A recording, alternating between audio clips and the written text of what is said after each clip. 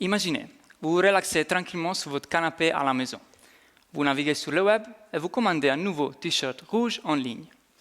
Mais ce qui se passe effectivement après votre clic lorsque le t-shirt arrive chez vous? Eh bien, dans un modèle de livraison traditionnel, le site web accepte la commande, la traite et organise la livraison. Mais finalement, un camion arrive chez vous avec votre colis. Mais ce système n'est pas respectueux de l'environnement parce qu'il utilise des moyens de transport polluants qui accèdent au centre urbain. La livraison sur le dernier kilomètre représente jusqu'à 25% des émissions de dioxyde de carbone dues au transport dans les villes.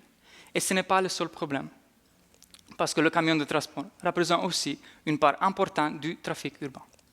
Il est donc nécessaire d'évaluer des systèmes de distribution différents et surtout plus durables pour le transport de marchandises. En qualité de chercheur avec une formation en ingénierie informatique, j'essaie d'étudier de nouveaux systèmes de distribution plus écologiques et de les définir mathématiquement. Dans ma thèse, j'utilise la modélisation mathématique et l'analyse statistique pour améliorer les performances dans des systèmes complexes. Précisément, j'étudie un nouveau modèle de livraison qui s'appelle crowd shipping. Ça veut dire un transport collaboratif de marchandises. Dans ce système, c'est la population qui fait la livraison.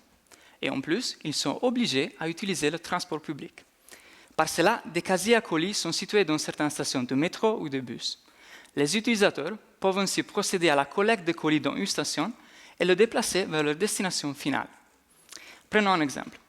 Vous commandez votre joli t-shirt rouge dans un magasin de Lausanne, mais vous habitez près de l'UNIL. Au lieu d'envoyer une camionnette à Lausanne et de faire ensuite livrer le t-shirt chez vous, le magasin dépose le colis dans le casier à colis le plus proche. Après, un utilisateur de métro prendra en charge le colis et le portera à l'UNIL sans pollution supplémentaire. Évidemment, les utilisateurs de transport public ont la liberté totale de participer ou non au système de crowd shipping, mais s'ils décident de le faire, ils sont récompensés par une réduction sur leur billet.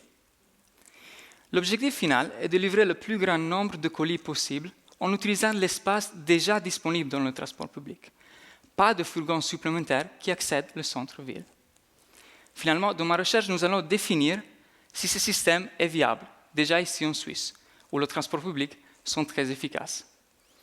Et je participais à la livraison de crowd shipping. Je transportais votre t-shirt rouge dans le casier à colis à l'extérieur. Mais je vous demande, est-ce que quelqu'un peut transporter mon colis à Lausanne? Merci.